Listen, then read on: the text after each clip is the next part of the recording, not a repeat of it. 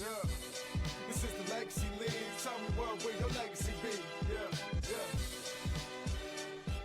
Welcome to the Week 8 post-game show. I know.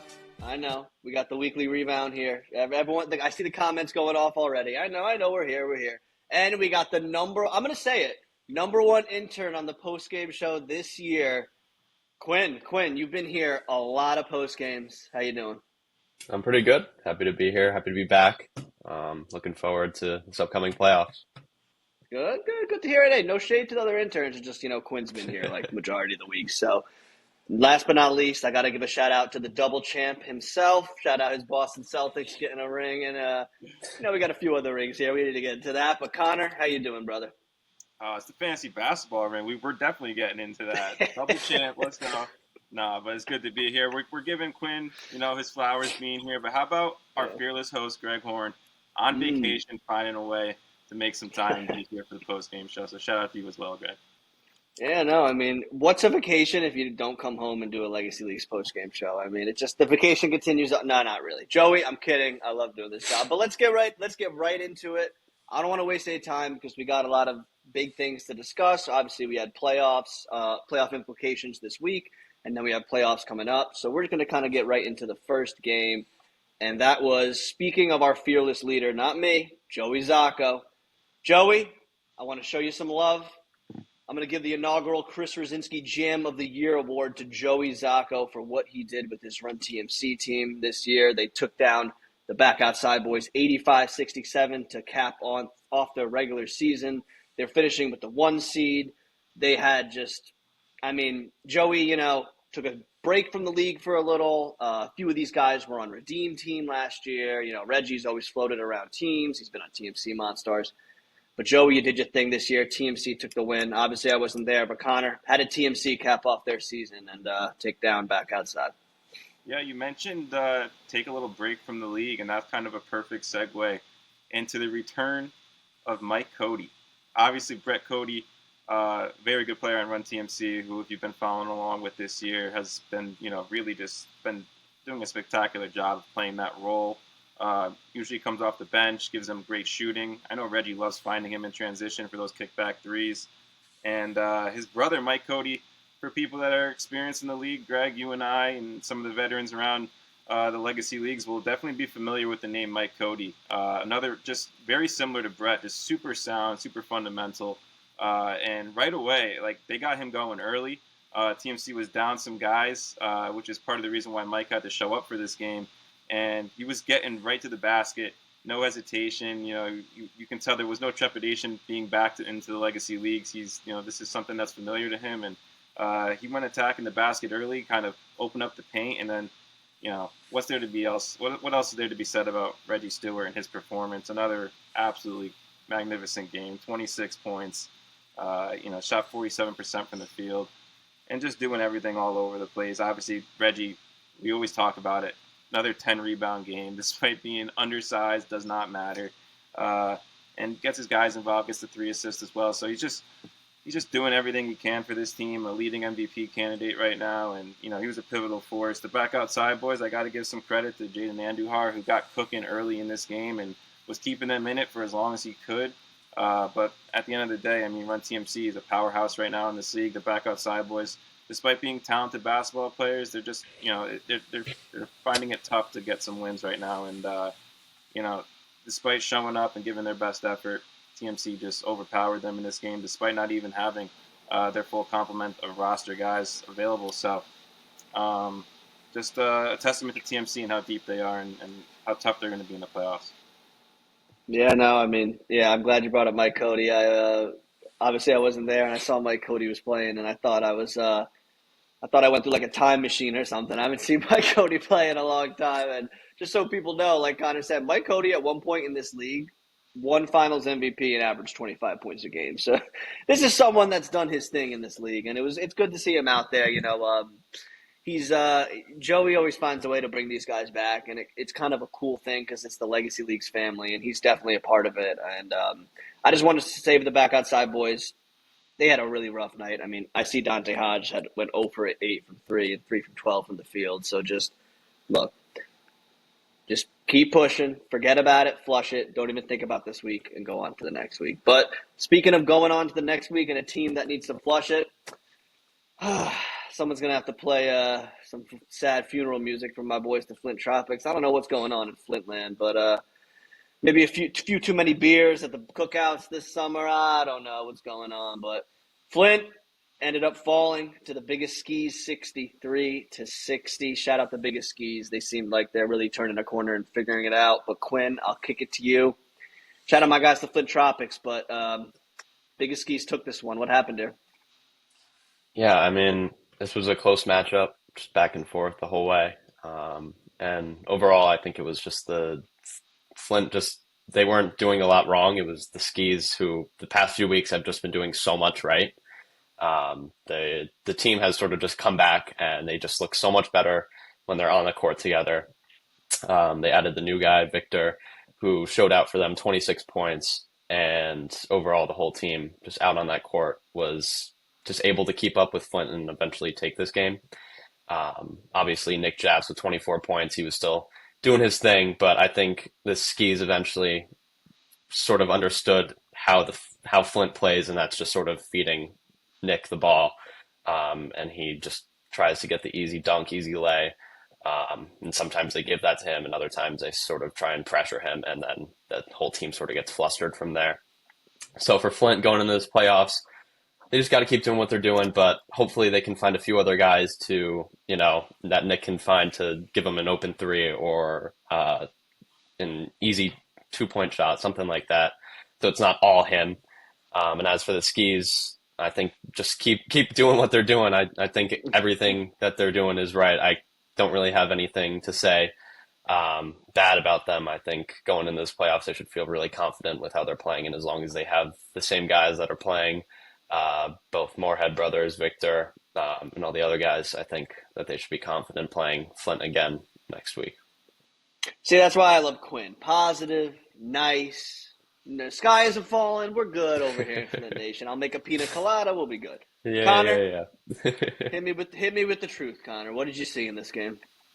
I'll tell you what, there really isn't much to be said about this game other than the fact that it's perfect that these guys are playing next week in the playoffs, and we'll get into that obviously later in the show. But there was a lot of chippy little trash talk going on there towards the end of the game between these two squads. So a really competitive game. Usually you'll see the emotions come out, especially towards the end.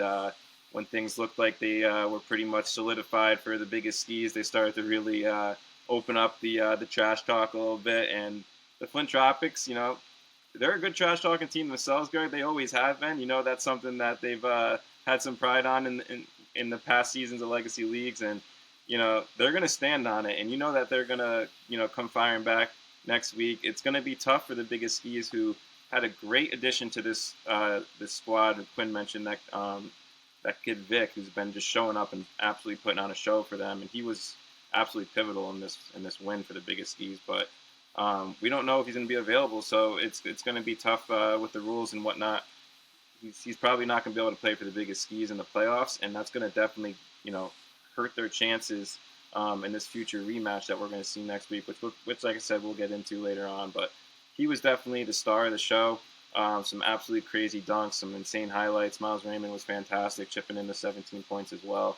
The Flint Tropics, you got to get these other guys involved. Not having a guy like Mike Druin really hurts them in a season without Mike Bizzuto. All these secondary scorers, these ancillary options are really that much more important now for the Flint Tropics. So when he was not there, that definitely hurt their chances.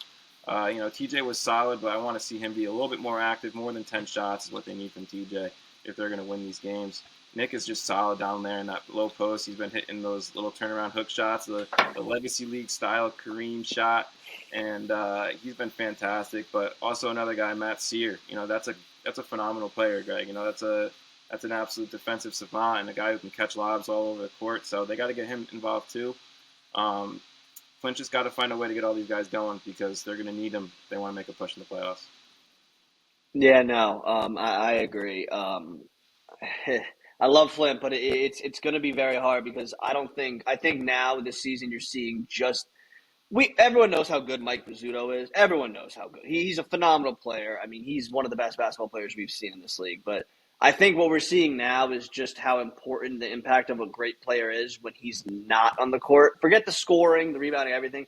Just his presence out there. It's kind of like what you said and what Quinn said. Now that Bazzuto's not out there, and if Druin doesn't go, they're just going to be like, all right, Nick Jabs and TJ, do your thing. I'm going to let Dom Migliaro, Tyler, Matt, and these guys shoot. And those are guys that it doesn't seem like they're either looking for their shots or, I mean, they didn't play a bad game, but just I think they're just still kind of working through the kinks and just trying to figure out what their identity is in this basketball team because Nick's figured out what he is on this team. I think they're just kind of still figuring that out. And it's like you said, I mean, foreshadowing the next week, they got to play Big Skis again. So we're going to see how that one goes, but I got a big question about this next game. I'm just going to get right into it. Trailblazers beat Snipe Squad 135-113, and I have one simple question. Did anyone play any defense in this game at all? Was there any defense played in this game? Quinn, you can Quinn or Connor answer this. I don't know.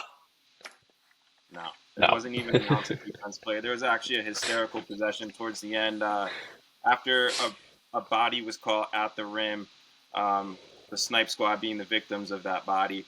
It got so funny. On the next possession, the Trailblazers literally took the ball and they handed it over to somebody on the bench of Snipe Squad as almost like an apology for what had just transpired on the possession before. So it got so crazy. The score was just getting so, blown up out of proportion that the Trailblazers were actually kind of being, nice and letting the Snipe Squad get some highlights, get some dunks. And they got some great athletes. Angelo had some insane dunks on Snipe Squad. So it kind of turned into a dunk contest late in this game, which I know wasn't great for the competitive integrity of the league. But at the end of the day, the game was pretty much, out of reach by the time it got to that point. The Trailblazers were just putting on a show. I mean, Jaquan Bromell, he's absolutely unguardable unless you have somebody that can match his athletic features, which I don't think really exists right now in the legacy leagues. And obviously Jelly is just an animal himself. Jelly came up to me and he was like, man, we about to score 100 on them. And this was like almost like at the end of the first half. So that just goes to show how quick this game got out of proportion. But like I said, even though there was no defense, super entertaining game. Trailblazers put on a show, and even the Snipe Squad had some moments too. So it was definitely a fun game to watch. Yeah, because I was just wondering, because the second most points scored in a game this year, two teams combined is 170, and they scored 248 points combined. So I was looking at that, and I'm like, is this wrong?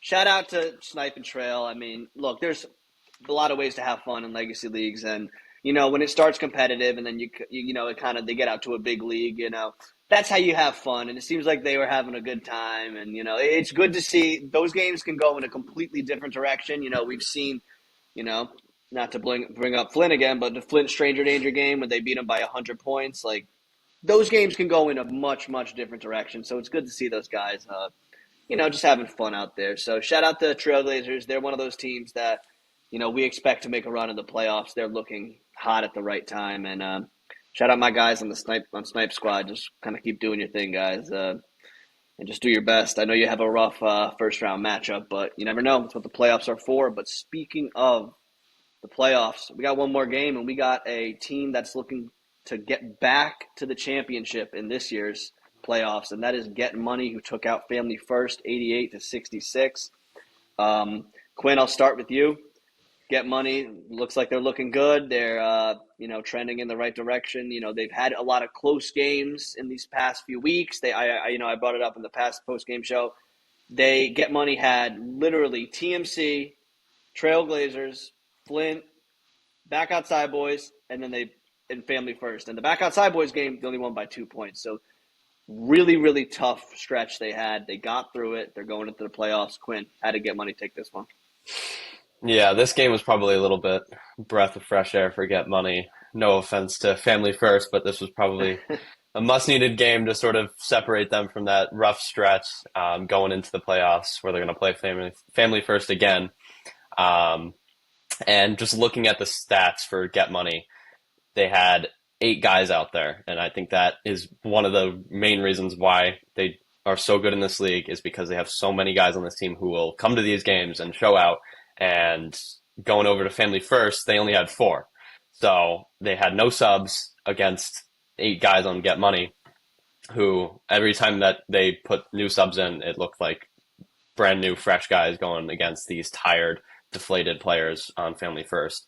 The first half for Family First, not bad. They kept up, and each quarter it was fairly close, but by the end it got too far along. Rico Santiago with 22, Jose with 22. I think Family First, they got scores on this team, but they need players. They need more guys coming to these games. I feel like the first few weeks they were showing some promising stats and had a few wins, but yeah, I think that they're hoping maybe something happens in this first round against Get Money. Maybe they get a few more guys to show out, and then that's a different story. But for Get Money, I mean, I really like Taishin McRae. I think he does a lot on that court for them. He got 16 points, and he gets the boards, he gets the assists, he gets the steals, he gets the blocks. He does a lot on that court, and he gets the ball to Kyle Davis, who will shoot the ball, he'll dunk the ball, he'll talk right up in your face, he'll do anything on that court. And I think Get Money is really confident in themselves. They've been in this position before, and I feel like they can make a run. Yeah, no, shameless plug. I always did this on Weekly Rebound. I'd always just say who I voted for the awards, and I better see Taishin McRae as Defensive Player of the Year. There's not a better defensive player in this league than Taishin McRae. Obviously, there's guys, like Jaquan Bromell, who are really tall, like Matt Sear, extremely tall and athletic.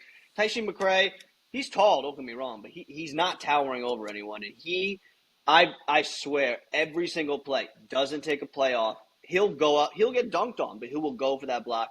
Taishin McRae, I couldn't agree more, Quinn. He's someone who, since he's been in this league, he has been such an important player for that Get Money team, and he's so much fun to watch.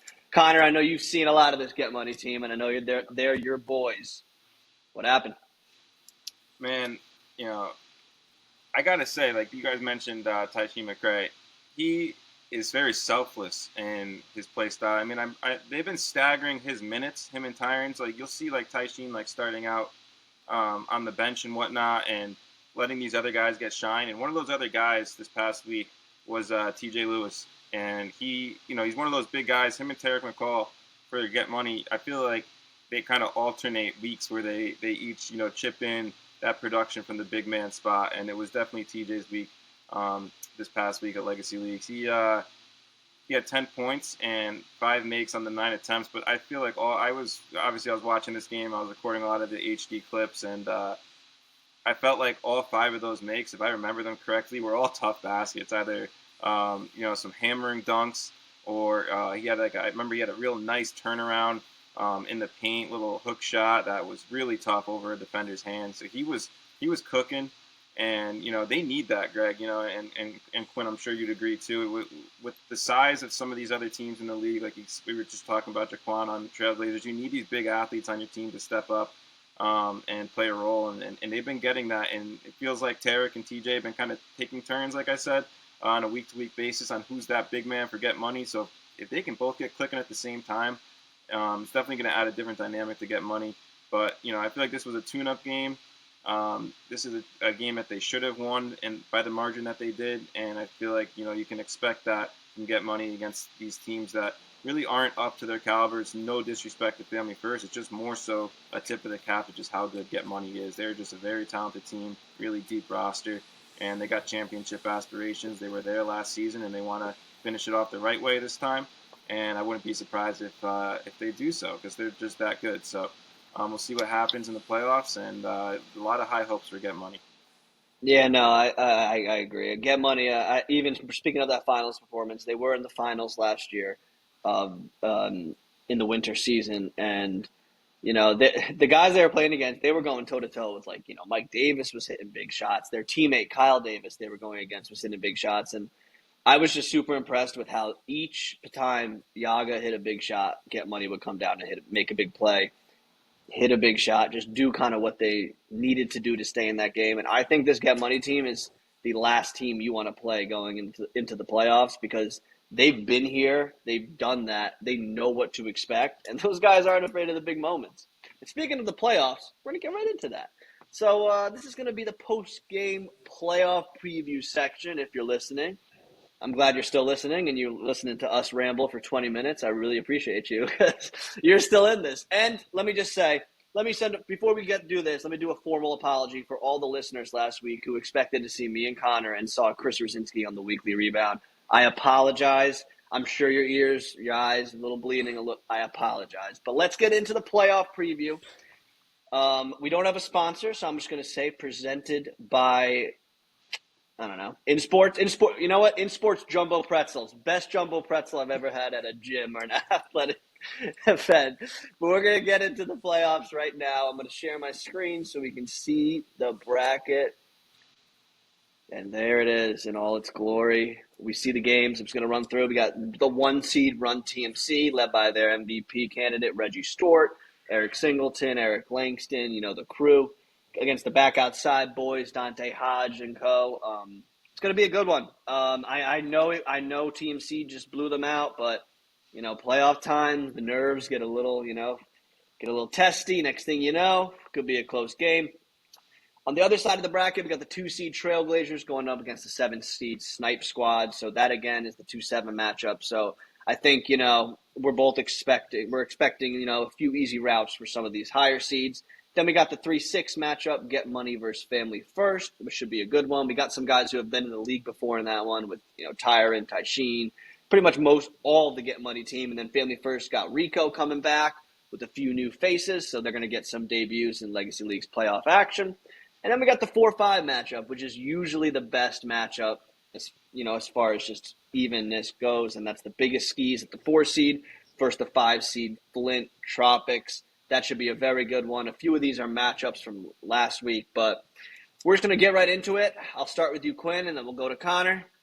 I'll make my pick first, I guess. I should make my picks too. I'm going to go with this first game, Run TMC back outside boys. I'm going to go with Run TMC. I just think they got too much. I think Reggie Time's here.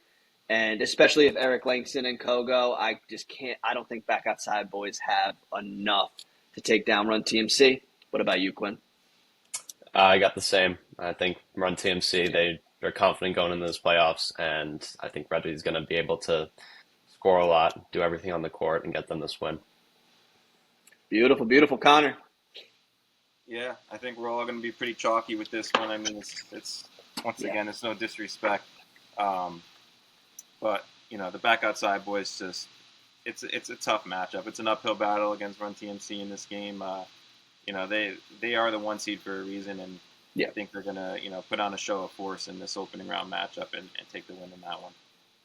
Yeah, and, like I said, I think a big thing, and I think both of you would agree, a big thing for back outside boys, got to hit your threes. If you want to pull off an upset, it's very similar to March Madness and Legacy Leagues. If you want to beat a higher seed, you got to make some threes and put some pressure on them. Going on to the next game, we got the Trailblazers against Snipe Squad. Now, this is a funny game because Snipe Squad, Tim Case is pretty big and athletic. And I'm not sure if they played in the regular season with Jaquan Bromell, but I'm very interested to see if Tim Case is going to be on him because he's probably one of the better matchups for Jaquan we have in this league. I mean, I'm not saying he's going to stop him or anything, but it's definitely interesting. It's going to be an interesting matchup because, Connor was talking about it, for these next few rounds, we're going to discuss matchups, and some of these teams don't have, big guys and the height that the Trailblazers do. So I think this could be an interesting one, but I just don't think Snipe Squad has enough talent. I think Jelly and co are just going to run through Snipe Squad. Snipe Squad, I love you guys. You're my boys. Angelo, Tim, I got you guys in a bunch of all-star events and everything. I think you were so fun to watch this year, but unfortunately, I got to go Trailblazers. Quinn? Yeah, I mean, I think this is going to be a good game. Hopefully a little bit more competitive than their last game, a little bit more defense. But, yeah, Trailblazers got a lot of players, and I think this game I feel is going to be a little bit closer than most people are expecting. I think the Trailblazers are very confident in themselves and their team, and sometimes that's a good thing, and other times that's not such a good thing. As I saw a few weeks ago when they lost to the back outside boys, they sort of entered that game expecting to dominate and sort of were playing sort of loose to start out, and then sort of realized that they like, oh shoot, we're actually losing, or it's closer than we thought, and eventually lost that game. So I'm hoping that the Trailblazers come in with a little bit more level-headed mind, and aren't too confident in themselves. But overall, I think the Glazers got this one. Yeah, I mean, we're really glazing them right now, Connor. Yeah, no, what's actually funny is as I'm looking at this bracket, I don't know if you guys noticed, you probably did. I'm a little slow on the draw here, but this is the exact same, all the same exact Yeah. matchups from last year. Yeah. Um, so it's tough for me to kind of go against what I just saw, but I will say, obviously, I don't know, we probably just mentioned it, but Tim Case wasn't even there for Snipe Squad last week, and he's a dark horse MVP candidate and definitely somebody that is going to get a lot of all-star attention. His presence back on the Snipe Squad is definitely going to elevate their chances. And, he's one of those big body, elite athlete type of guys in this league that can at least, pose a challenge on the defensive end for some of these athletes on the Trailblazers. But, I mean, nonetheless, the Trailblazers just go deeper, and they just got more of that edge in terms of, talent all around the court. Snipe Squad a little bit top heavy. You've definitely got some good basketball players on that roster. I just don't know if it's going to be enough to get over the Trailblazers. Physically get over them, because they got guys on that team that can literally jump out of the gym, and I think that athleticism and that advantage in that area is going to give them the upper hand in this matchup. So I got the Trailblazers. I'm just looking right now. Is the Trailblazers logo a hot dog? That's a little hot dog Yeah. next to their name. That's Yes. a little hot dog. Glizzy. Completely. I was just noticing when you were talking. I'm like, is that a glizzy? All right, now I understand kind of where they're going with this team name. But Connor, no one does the analyst better than you. I mean, analysis, excuse me, better than you. And yeah, I couldn't agree more. Shout out Trailblazers. Shout out the hot dogs. I love a hot dog. I mean, I'm gonna have some fun nicknames for Trailblazers now. Maybe a little Joey Chestnut. But let's get into the next one. Speaking of hot dogs, I don't know about Family First in this one. Get Money versus Family First, the 3-6 matchup. Get Money is looking like they're playing great. They're coming off an 88-66 win over Family First. Family First only had 4 guys, like Connor said. I'm going to have to go Get Money in this one in a big way. I love Rico. He's such a great guy. So glad he's back in the league, but I got to go Get Money by probably 20+ in this one. What about you, Quinn? Yeah, I mean, from what I saw last week, Get Money is looking too good right now. And Family First, I'm hoping that they get 1 or 2 more guys, like I said before, in this game, just to hopefully give a few guys a breather against this powerful, tough Get Money team. Hopefully a bigger guy that can go up against, like Connor was talking about, TJ and Tarek. Just sort of at least keep it a little bit more competitive. But yeah, I got Get Money in this one. All right. Good. I couldn't agree more. Connor, who you got? Yeah, and one thing I want to mention real quick about Family First is that, like you said, they only had 4 guys, and in the beginning of that game last week, it was pretty dang close. Even our longtime referee Angelo, he came up to me during the game and in the early portions of it, and he goes, "Wow, these guys they're keeping it close right now. I'm surprised." And then he came back up to me like probably in the third quarter, and he was like, "Oh man, now they're running out of gas." And that's what happens when you only got 4 guys in the legacy leagues. Obviously, the fact that it's a 4v4 basketball league on low rims translates to a very high pace of basketball, and that can definitely wear you down if you don't have bodies on the bench to sub out. So I got to give Family First a lot of credit. While they had fresh legs early in that game, they were holding their own. They were hitting a lot of threes. These guys are good basketball players, and they're definitely an outside shooting oriented team. And like you mentioned in the previous matchups, Greg, like just like March Madness, if you hit your threes, you can take down a top dog like Get Money. But unfortunately, I think Get Money is very disciplined. I think Tyron's kind of like that coach GM. I think he keeps his guys locked in and engaged throughout the entire game. And that whenever they go out there, if you go out there and you start slouching around on Get Money, you will get pulled off the court, and somebody will come in and give more effort. So that always makes these guys work a little bit harder. And every minute that they're out there, they're all working to stay out on that court and give their guys, a breather on the bench. And then when the next guy comes in to replace them, that energy doesn't leave. It's replaced by another high energy guy that's going to, put pressure on the defensive end and continue to attack and transition, which is where Get Money has found a lot of success. So for those reasons, I got Get Money winning this matchup. But I definitely don't want to discount Family First and the effort that that they could definitely put forward, despite being maybe if they're outmanned or whatnot. I definitely think that they're a team that they could pull off an upset, but against a team like Get Money, I'm just not going to call it here. I think Get Money gets this one. Yeah, no, and let's 100% show love to Family First. Also, Rico. I don't think many people know Rico. Shout out our guy Rico. Rico, I think he told us last year he's 40 something playing in this league. So just know that when you're getting cooked by Rico, he hits it with that little cross hezzy three. You're getting cooked by your dad essentially. So just shout out Rico. He's a great player, and I'm as always I'm rooting for him. He's just such a great guy. And like Connor said, shout out Family First. Hit those threes. Some good defense and anything can happen. But let's get into the next game. Another rematch. Biggest Skis versus Flint Tropics. So a little caveat here. I do not think Victor is eligible to play due to the fact that he joined late and only played 2 regular season games. The rule is you need to play 3 regular season games to be eligible. Same for Run TMC, Terrell Vargas. If a lot of you guys know, when Run TMC beat Get Money this year, they had Terrell come. Terrell also is not eligible. Mike Bizzuto for Flint, I think, is eligible since he was at the games, but I just don't think he's going to come. So there's a little wrinkle for these, and I brought that up because for Biggest Skis, this is big. Victor came in and completely changed this team around. They were looking a little dead in the water at one point. They weren't really looking good. And you know what's kind of funny about this? If you guys remember, I think it was week 5, Biggest Skis were down like 17 points in the fourth quarter to someone. They made that huge comeback.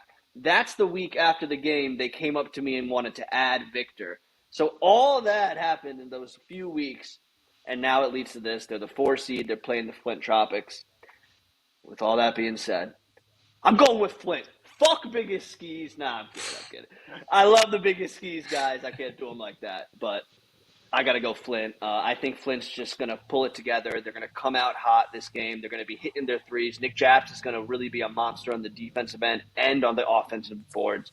And I think TJ Gianni is going to kind of take a bigger role, take on a bigger role, like you were saying, Connor. We need more shots out of him. TJ, I don't care if you go 1 for 20 from 3. I just need you taking 23s because we need you to be the offensive focal point of this team. Nick, keep doing your thing. You're doing a great job. And I need my guy Mike Druan at this game. If Flint's going to not have their full team this game, it's going to be a hard one. But I got to go with my boys Flint, Biggest Skis. Y'all are taking that L. And if not, hey, Devin, come up to me after the game and I'll eat my crow. Yeah, I mean, I couldn't agree more. I think that Vic has been the glue for this team the past few weeks. And going into this podcast today, I was about to talk about how confident I am in the Skis going into this playoffs, making a run. But now knowing that Vic might not and probably won't be there, that changes a lot.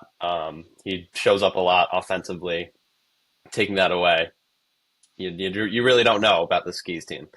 With that being said, yeah.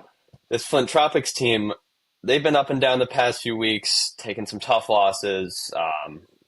They're the only team that handed TMC a loss this season. So that's big, but I think these past few weeks that have been just so up and down for them have been taking a toll on the team. And I think the biggest advantage for the Skis in this game is the fact that they got to play Flint Tropics last week. And I think they sort of got to figure Flint out a little bit and see how they play, which is majority of their play style is just sort of feeding Nick the ball and either hoping he gets the easy lay or he can find someone. So I think even without Vic, I think the Skis are going to be able to pull this one out. Sorry, Greg. I know Flint is your team, but I'm confident in the Skis team with or without Vic. I think they are going to have a few guys show up. I think Justin is going to show up. I think the whole team is just going to get around this game and be able to take this one. It's going to be close, but I got the Skis. Yeah. I mean, I can't. I agree. It's going to be close. There's not much I can really say there, Connor. You've been around this league a long time. You've picked more correct champions than me. Let me just, I'll admit it. Connor's been more accurate than me. Connor, 4-5, Flint skis. Who you got?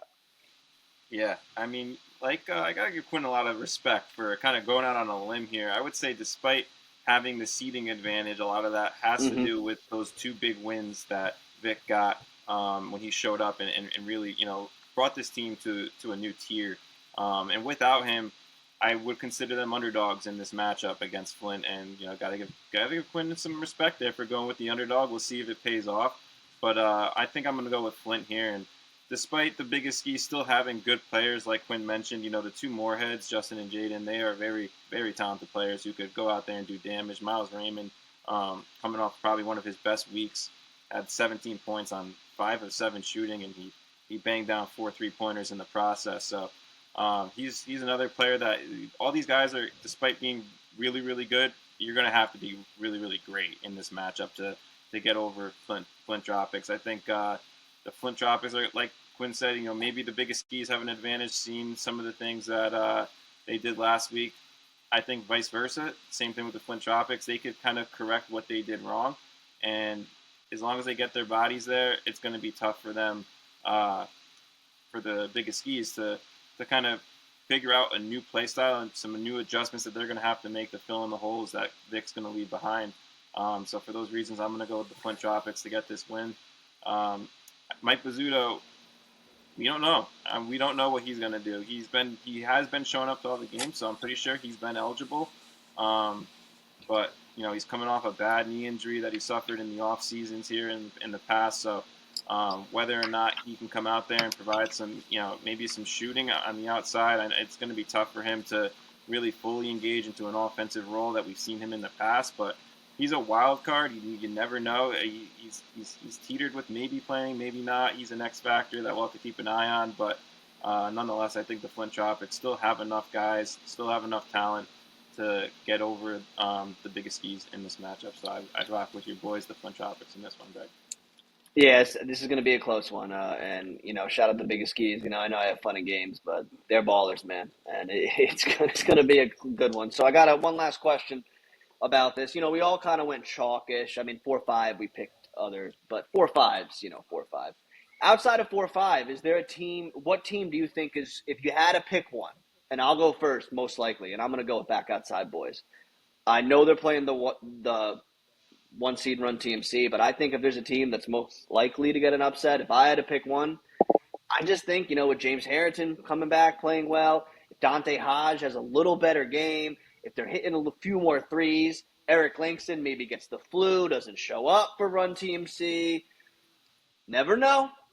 I just think this Back Outside Boys, I think they got some talent on that team, and I think they're one of those teams that you never know. In 1 week, I like what I see from this Back Outside Boys. So if I had to pick one, I'm going to go B.O.B. Quinn, if you had to pick one, doesn't mean you think they'll win, but you could see somewhat of a road. Uh, I feel like Snipe Squad has a possible chance if I Okay. had to pick one, just for Mm-hmm.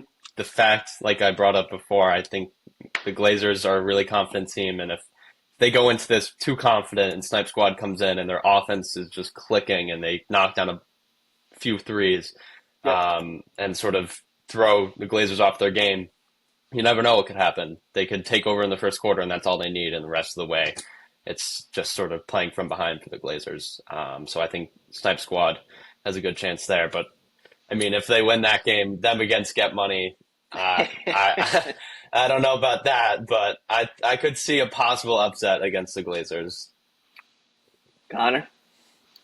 Yeah, I'm gonna have to agree with Quinn. I think Snipe Squad Okay. has a small chance here. If you look back at their previous matchup, not this past week, but I think it was in July. I think it was July 11th when they played. They held the Trailblazers to 87 points. Now they only scored 72, so they did lose by 15. But I mean, 87 points is obviously a lot less points than they gave up last week.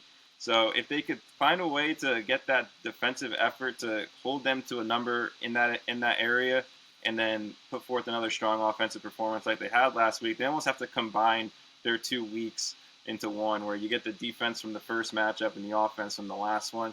That would be the route that I can see them taking to get this win. You got to have Tim Case back, which is definitely going to help their offensive performance. And with that being said, that would be their only path to winning. And like we mentioned earlier in the pod or the post game and any type of basketball game ever, the underdog's best chance is always going to be hit threes. And obviously that hasn't been Snipe Squad's strong suit. They've been a team that really does a lot of their damage at the rim. Even though they're called the Snipe Squad, it's actually pretty ironic that they're an interior force. But nonetheless, I think that would be their only chance, is to play really tough defense, score a lot of points, and you got to do the damage from behind the arc.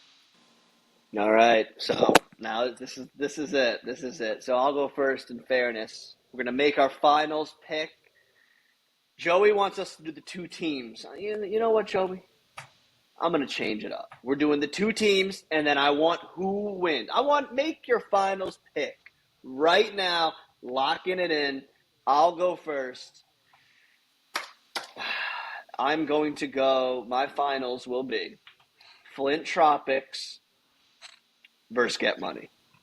And I know, shocker there. And I'm going to go Flint getting the dub. I got to show some loyalty to my guys.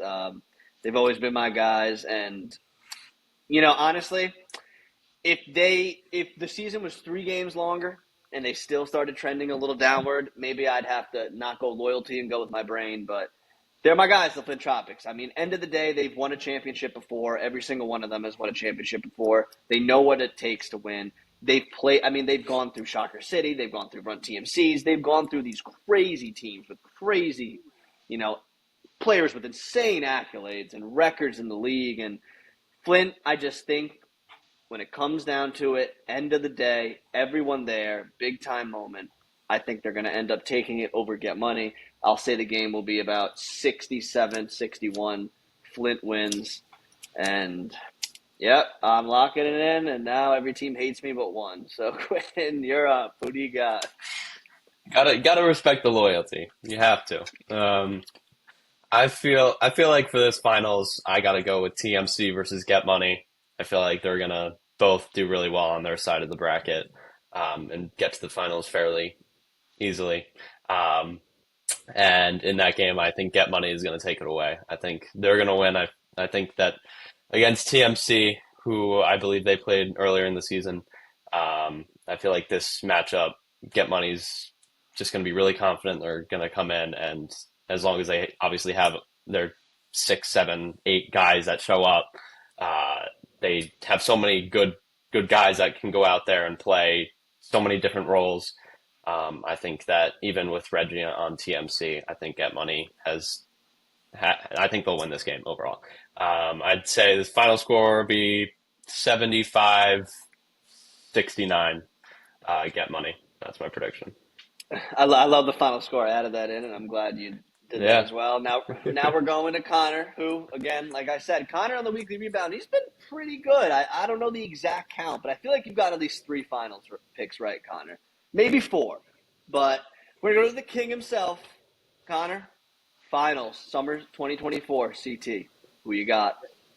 The only time I didn't predict and accurately predict the Was it Flint? champion was Flint Tropics, and they made sure to let me know they broke what was called the Connor curse, where if I picked against your team, you were pretty much doomed, and if I picked your team, in most cases, you won the whole thing. So I'm not 100% perfect anymore, so there goes the accuracy rating. But nonetheless, like you said, Greg, I still have a pretty good percentage here. So I stood on business earlier in the season on one of these post-game shows or podcasts, and I said how, even though I'm not on these as much as I used to be, so I wasn't able to be there for like week 1 and make my initial prediction.